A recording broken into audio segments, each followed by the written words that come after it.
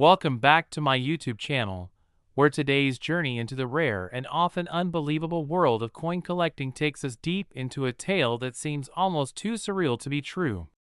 It's about a coin that was never supposed to be anything more than spare change, tossed into jars, wedged into couch cushions, forgotten at the bottom of pockets. But this coin, a 2002 1-cent piece, would go on to be valued at a staggering $10 million. That's right, a single penny that changed lives, challenged beliefs, and revealed secrets long buried in the shadows of the minting world. But this isn't just about the metal and the price tag, it's about a man, a legacy, and a twist of fate that no one could have predicted. It started, as so many legendary stories do, in the most unremarkable of places. In a quiet suburb outside of Pittsburgh, Pennsylvania, lived a retired machinist named Gerald Whitmore. Gerald, 72 and set in his ways, lived alone in a modest two-story house that hadn't changed since the late 80s.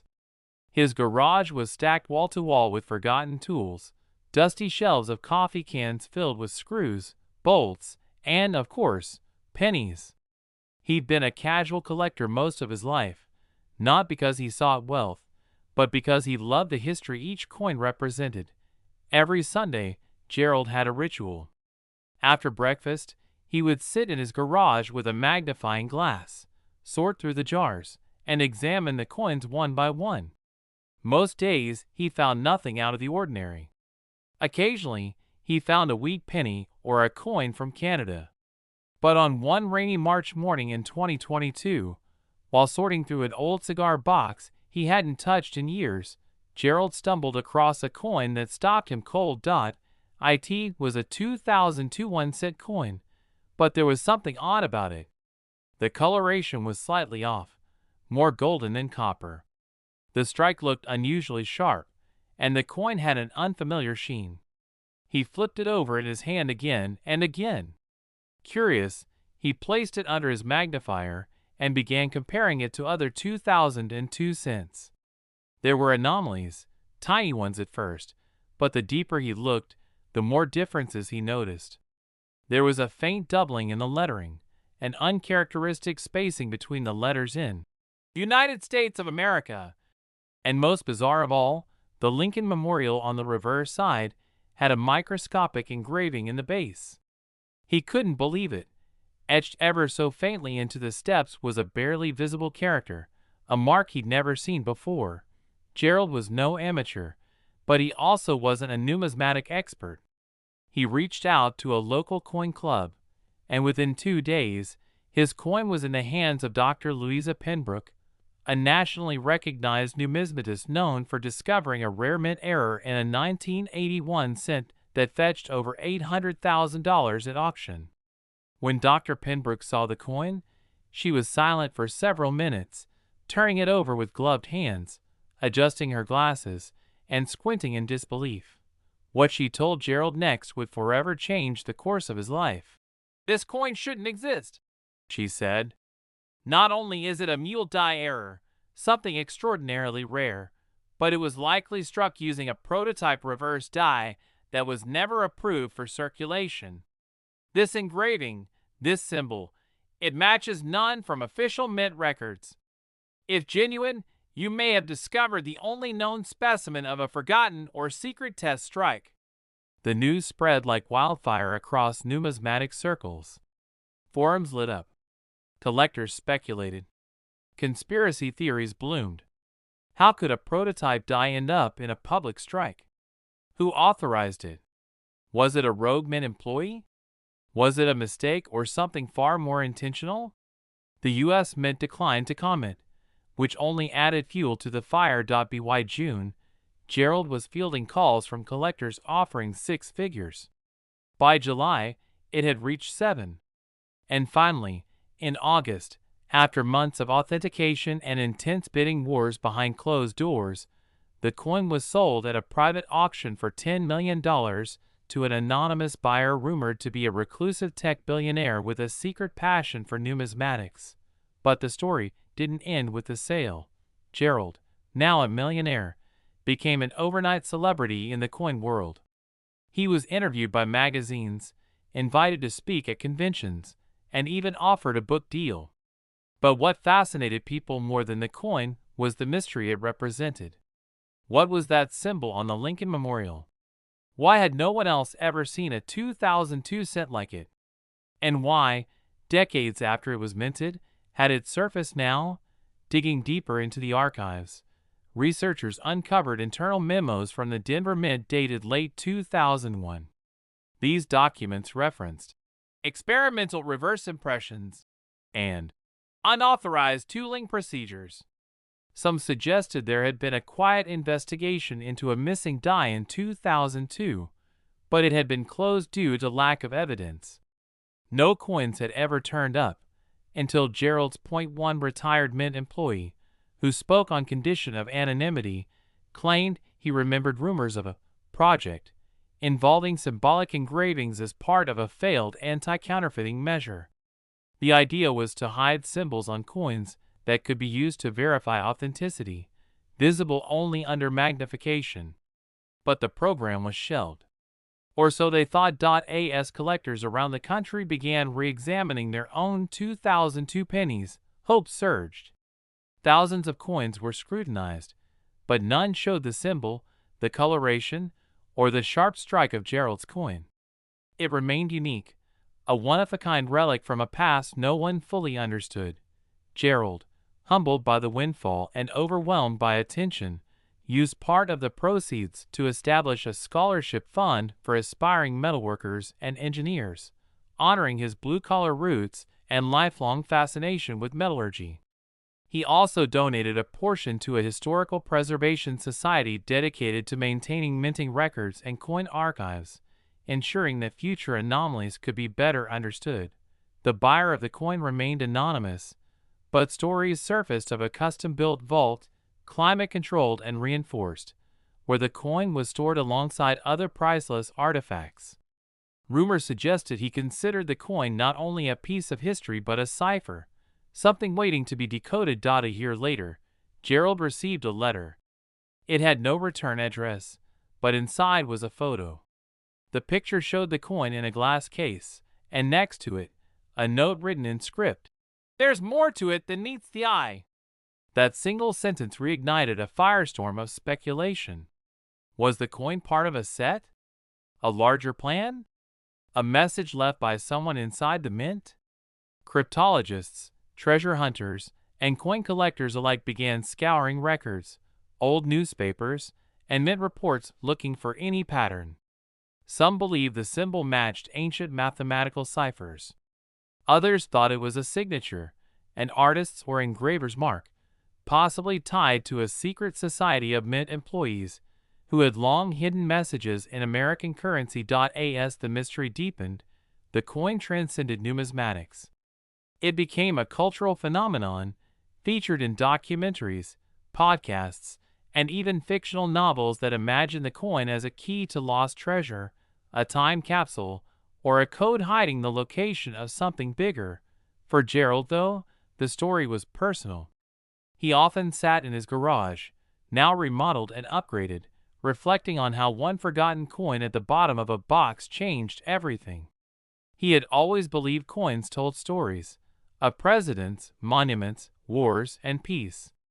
But he never imagined he would be at the center of one. Even today, 2 decades after the coin was struck and years after its discovery, the mystery remains.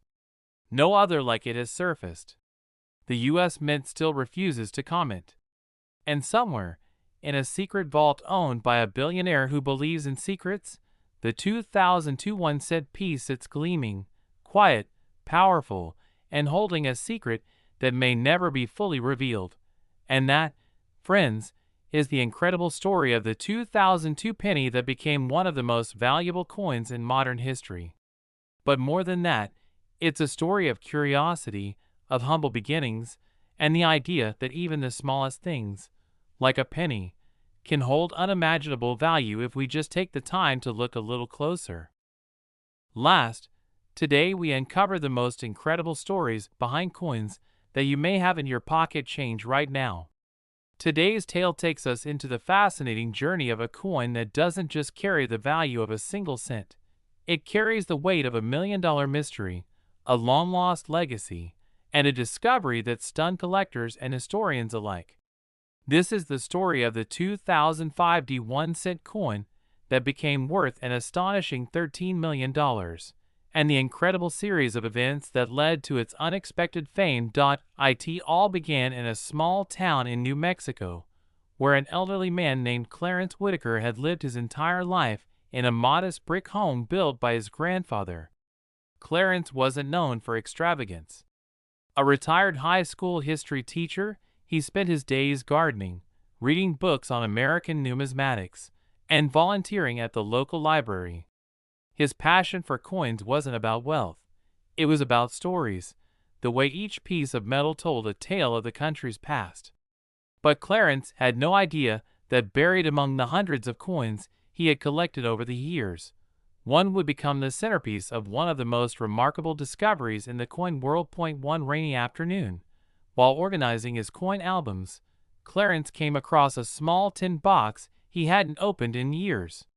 Inside were various coins he had set aside from circulation over the decades, most of them ordinary. But one caught his eye. It was a 2005 Lincoln cent, minted in Denver, and it looked odd. The coloration seemed a little different. The strike, unusually sharp.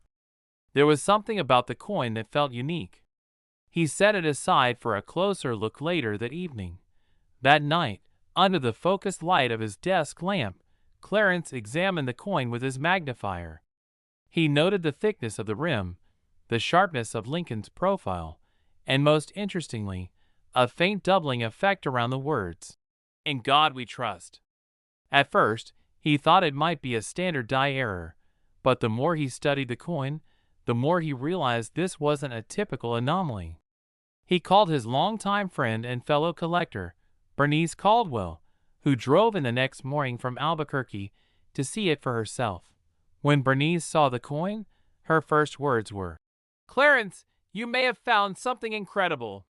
She took out her own tools, ran her tests, and confirmed what she too believed. This coin was an error, yes, but it was also struck on the wrong planchet, an experimental alloy that had never been confirmed to be used for any production run. Somehow, this 2005 penny had been struck using a composition more commonly associated with foreign coinage or experimental prototypes.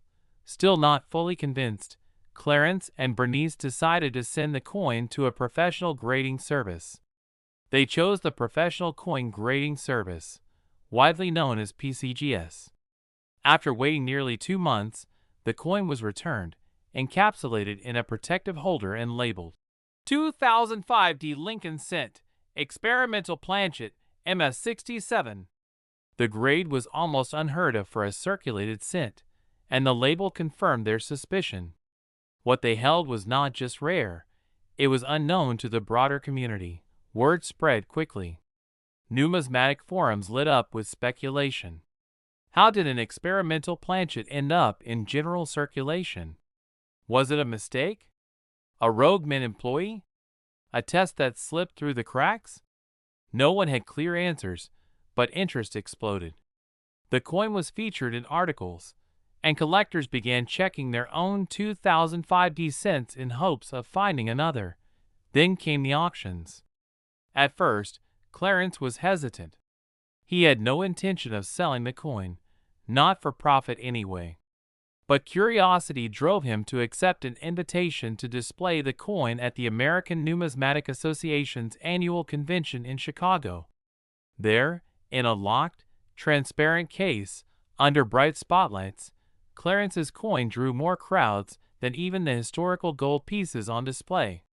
People came from all over the country just to see it, to take photos, to speculate on how it came to be. It was at that convention that an anonymous bidder approached Clarence privately and offered $2.5 million for the coin. Clarence, shocked, politely declined. He told the bidder he wasn't ready to let go of the piece, not without understanding more about it first. That bidder wasn't the last. Offers poured in, each one higher than the last. Within 3 months, the coin's value had climbed to $6 million, then $9 million. It became a symbol in the coin world, not just of rarity, but of the mystery and magic that sometimes surrounds the minting process. The U.S. Mint, when contacted, issued a brief statement acknowledging that while they had conducted various experiments in the early 2000s with alternative compositions for cents, no such planchets were ever authorized for release. An investigation followed, with some speculation suggesting that an experimental batch had accidentally been fed into the presses during a production run in Denver in early 2005. But without records to back it up, the true origin remained elusive. By early 2007, Clarence finally agreed to sell the coin, but on one condition: the story had to be shared publicly, and the coin had to be preserved in a museum or institution where future generations could see it. It was the Smithsonian Institution that stepped forward, raising $13 million through a combination of private donors and public interest to acquire the coin and house it in their American History Wing. There it sat, encased in bulletproof glass, alongside a detailed placard telling the story of its discovery and the modest man who uncovered one of the greatest coin mysteries of the 21st century. But the story didn't end there. The sale of the coin sparked a wave of new collectors. People young and old started checking their change again. Coin clubs around the country saw a record membership. The idea that a penny, a literal 1-cent piece, could be worth millions inspired a new generation of numismatists. School children began projects on coin errors. Libraries requested talks from local collectors. And Clarence, now in his 80s, spent his remaining years traveling from town to town, sharing his story and reminding people that sometimes the smallest things can hold the greatest value. One particularly memorable moment came when a young boy named Eli, just 11 years old, stood up during one of Clarence's talks and asked, "Do you think there are more coins like yours out there?" Clarence smiled, leaned into the microphone, and said, "I believe the world still has many secrets left to find. And sometimes it's the eyes willing to look that discover them." Eli would go on to start his own coin YouTube channel, chronicling his adventures searching through pocket change and estate sales. Inspired by Clarence's story, he grew a following of thousands, sparking what many dubbed the penny revolution. And while no one has yet found another coin exactly like Clarence's, many rare and valuable pieces have surfaced since, each adding to the lore and legend of everyday coins with extraordinary worth. The 2005 1-cent piece remains the only known example struck on that mysterious planchet, graded MS-67, and preserved forever in a museum for all to see. Its value wasn't just in the money, it was in the curiosity it ignited, the hope it inspired, and the joy of discovery it reminded people still exists in the most unexpected places.